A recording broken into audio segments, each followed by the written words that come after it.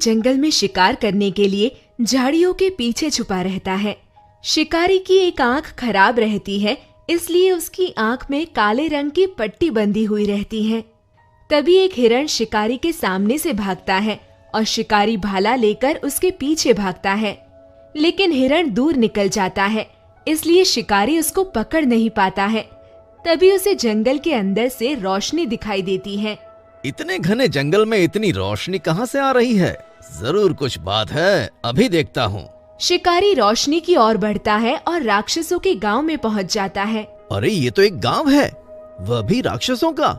ये तो मुझे पता ही नहीं था, लेकिन राक्षसों के बीच में ये रोशनी। शिकारी गांव के अंदर जाता है और देखता है कि गांव के बीच में एक जादुई चांद पेड़ है, जिसमें छोटे छोटे फल की तरह सैकड़ों चांद लटक रहे हैं और राक्षस जादुई चांद पेड़ से अपनी ख्वाहिशें पूरी कर रहे हैं।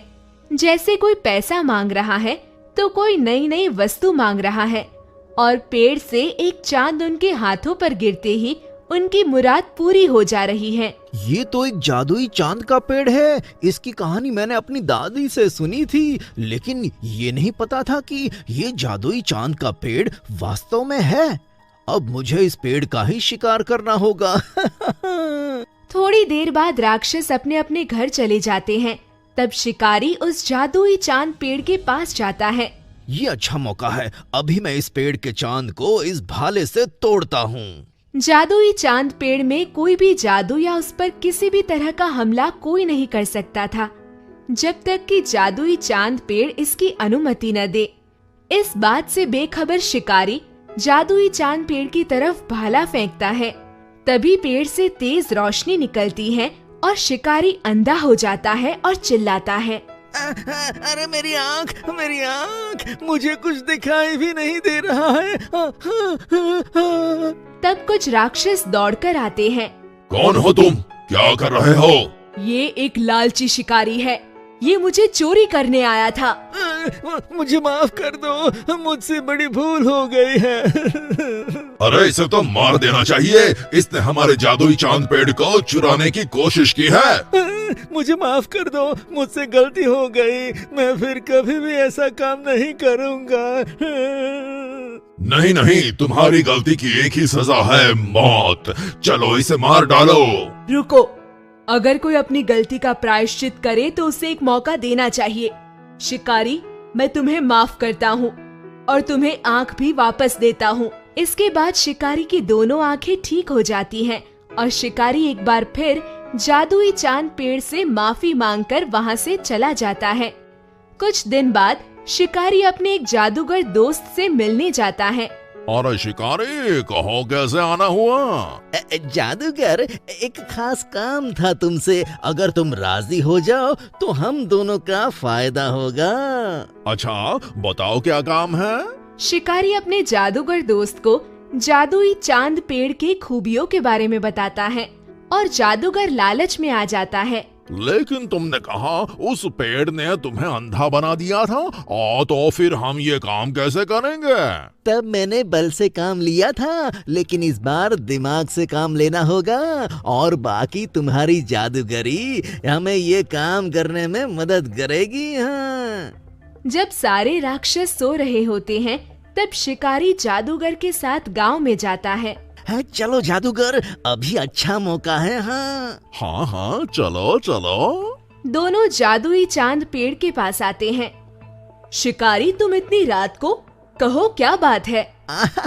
जी ये मेरा दोस्त है, इसे आपसे कुछ मदद चाहिए थी। हाँ। अच्छा, कहो अजनबी, मैं तुम्हारी क्या मदद कर सकता हूँ? मैं एक जादूगर हूँ, मैंने अभी अभी जादू सीखा है। मैं अपना जादू का इस्तेमाल लोगों की भलाई के लिए करना चाहता हूँ, पर दुख की बात यह है कि मैंने अभी तक जादू का इस्तेमाल किसी के ऊपर नहीं किया है। डरता हूँ अगर किसी को कुछ हो जाए तो।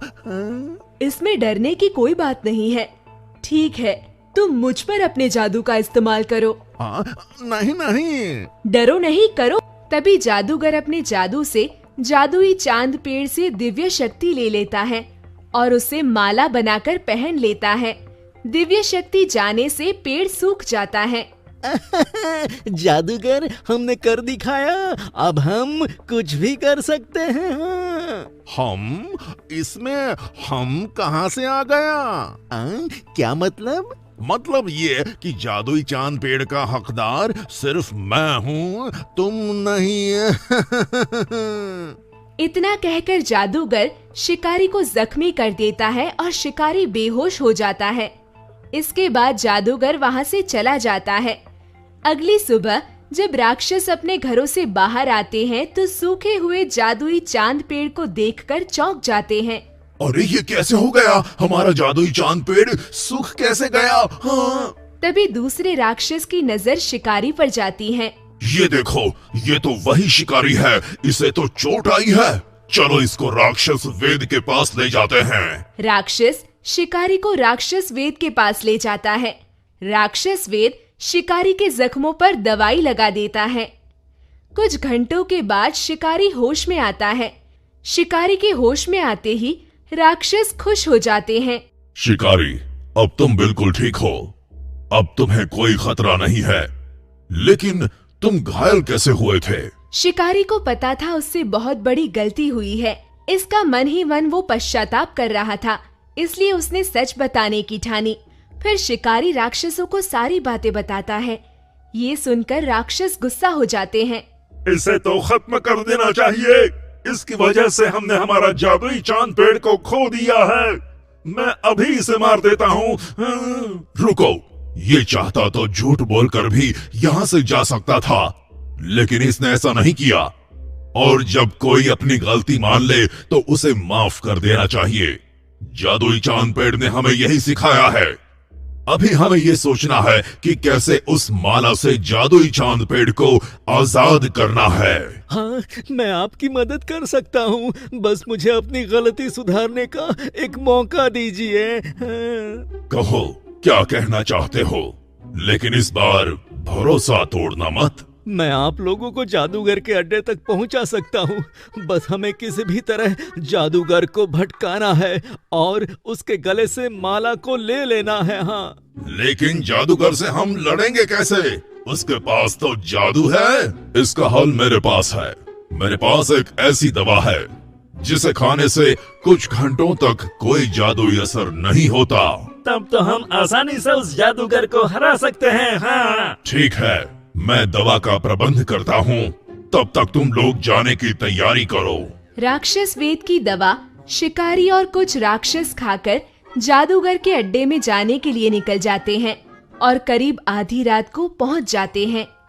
जादूगर, कैसे हो? तुम इस राक्षसों के साथ यहाँ क्या कर रहे हो? हाँ, मैं तुम्हारा सच्चा दोस्त हूँ। जैसे ही मुझे जादुई चांद पेड़ के बारे में एक राज पता चला तो मुझसे रहा नहीं गया। सीधे सीधे कहो, वरना अभी अपने जादू से मैं तुम्हें चूहा बना दूंगा। यही तो वो राज है, जादू। जादुई चांद पेड़ जिसके पास रहता है उसका जादू किसी पर काम नहीं करता है। हाँ, इसलिए इन्हें जादुई चांद पेड़ दे दो। अच्छा, ऐसा है क्या? तो तुझे चूहा बनाकर अभी तेरा भ्रम तोड़ता हूँ। हाँ। जादूगर उन सब पर जादू करता है, पर जादू का असर नहीं होता है। फिर जादूगर गुस्से से माला को फेंक देता है। शिकारी उस माला को लेकर तोड़ देता है। तभी जादुई चांद पेड़ प्रकट हो जाता है। जादूगर, तुमने अपने जादू का गलत इस्तेमाल किया है, इसलिए मैं तुमसे तुम्हारा जादू छीन लेता हूँ और आज से तुम चूहा बनकर ही रहोगे। इसके बाद शिकारी और राक्षस जादुई चांद पेड़ की दिव्य शक्ति को लेकर गांव चले जाते हैं और सूखे हुए पेड़ पर अर्पित कर देते हैं। इस तरह शिकारी उनकी सहायता करके अपनी गलती का पश्चाताप करते हैं और जादुई चांद पेड़ एक बार फिर से गांव को अपने जादू से रोशन करता है।